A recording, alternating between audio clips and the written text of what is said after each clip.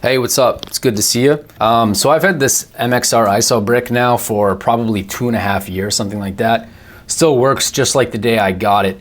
Now, admittedly, I'm not a power supply expert, but I can tell you confidently about the things I do know, and then maybe with a bit of restraint in the things that I don't know. The thing about this, when I first got it, it was the first like multi-output power supply that I ever got. So if you're anything like me, you pulled it out of the box and you saw all these ratings here. And you were probably like, what's this for? Like, what's this all about? Now I gotta like figure out everything. Well, it turns out that this is actually a lot simpler than I initially thought. Basically, these are just the current draw ratings of each pedal. So for instance, you know, your drive pedal will probably be for this 100 MA one, because drive pedals they have a low current draw. And then you would probably use like a 9 volt 450 MA. You'd use that for like a multi-effects pedal, or some kind of digital pedal with an LED, something to that effect. Like for instance, I'll use this one usually for the RC5 looper. The RC5 looper's got 170 MA current draw, I believe. So you can't use like something like this in the lower output port. Additionally, you have 9 volt variable voltage knobs right here, so you can imitate the sagging battery effect. I've actually never used these before, but it's something that I'm probably gonna try in this video. And another thing I like about this is that despite the fact that the cable that goes into this, it's a little bit finicky, like it kind of moves around a bit, it's at a right angle. So that means you can kind of like position the IsoBrick in any way that you would like. And I really appreciate that about this thing. In addition to the fact that it's tiny and sleek, like this thing is incredibly sleek. But like most, it kind of reminds me of my clone looper actually, now that I think about it. It's got the same vibe. But yeah, this thing is like very compact and pretty cool. So here's the box right here, right? And it comes stacked with pretty much everything that you would need.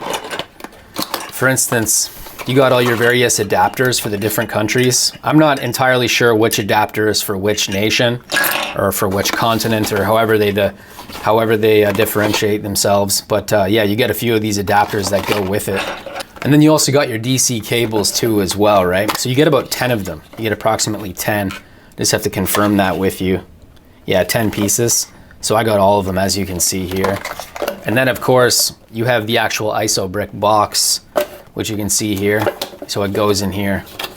Still got all the original stuff. And then you got your instruction manual and your warranty and all that stuff. So ultimately, like once you get the IsoBrick, there's like no nonsense. Like you just get everything right away. So there's no problems there. And I'm actually gonna take these out of the box right now because I'll be using them probably in a moment. Yeah, so you don't have to buy anything.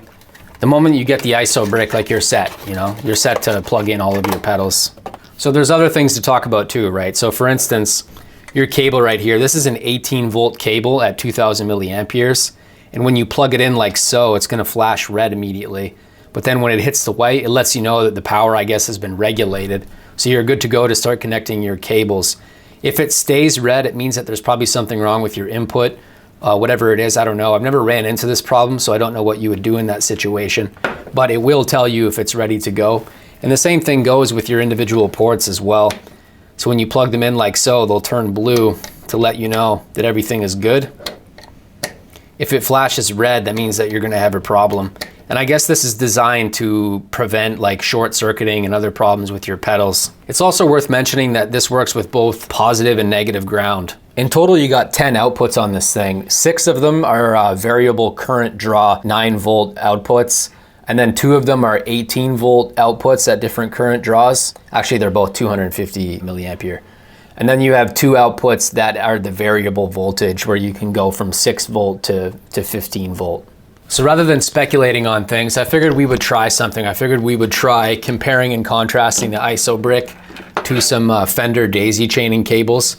And I think we're also gonna compare and contrast to the Voodoo Labs Pedal Power 3 Plus as well. And we're gonna see like where the noise lies and whether or not there's much of a difference between the three. By the way, if you're looking for something to practice, I recommend learning triads all over the neck. It's what I've been working on for the last, I'd say 6 to 8 months. So I made a big document of triads everywhere with the root singled out in each triad. And you can get it at travelingguitarist.com/fretboard cheat sheet. You can sign up to my list there, and I send all kinds of cool stuff that I don't really show anywhere else. So I'm gonna show you what my amp sounds like right now with no pedals plugged in at all. You'll notice that there's like a low level noise that I can't really control. As you can see here, the IsoBrick is turned off, but the amplifier is still on.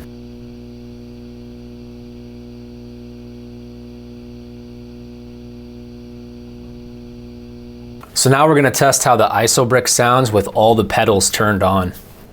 So let's turn all these on, shall we? I'm literally just gonna plug it in like so.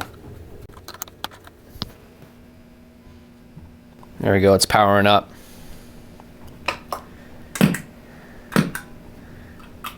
Every single pedal going on.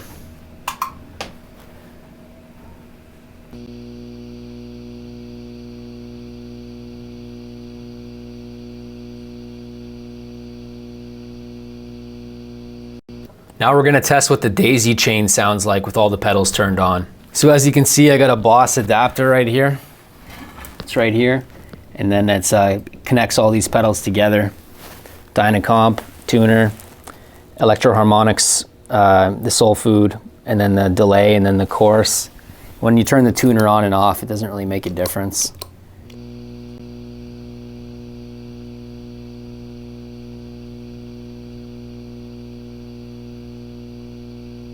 And now we're gonna test what the Voodoo Labs Pedal Power 3 Plus sounds like when all the pedals are turned on.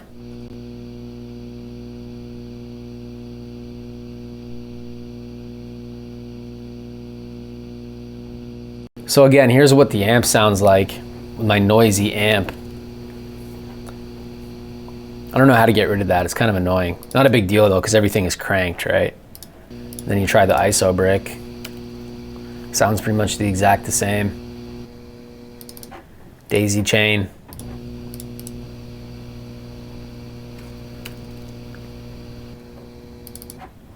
Voodoo Labs. Yeah, I don't really notice much of a difference. I mean, after all that, it makes me realize that like I would have been probably just been fine to use daisy chaining for that many pedals. Now, I do use more than 6, and I do put everything on a board as well. So it's very possible that like once you get beyond 6, once you have 10, 12, if you try and daisy chain all those pedals together, it probably won't work, or it'll cause a lot of bad noise. But ultimately, I'm kind of realizing that for me and my setup, my minimal setup, I think I would have been better off just to have a daisy chain setup. Would have cost me less money. But yeah, I don't notice any major difference. But then again, I could be misunderstanding something. I mean, I'm just testing things out and seeing how they go, which is no big deal to me. I don't know everything, you know, so.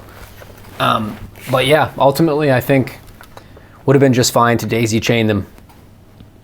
So that being said, am I gonna do that though?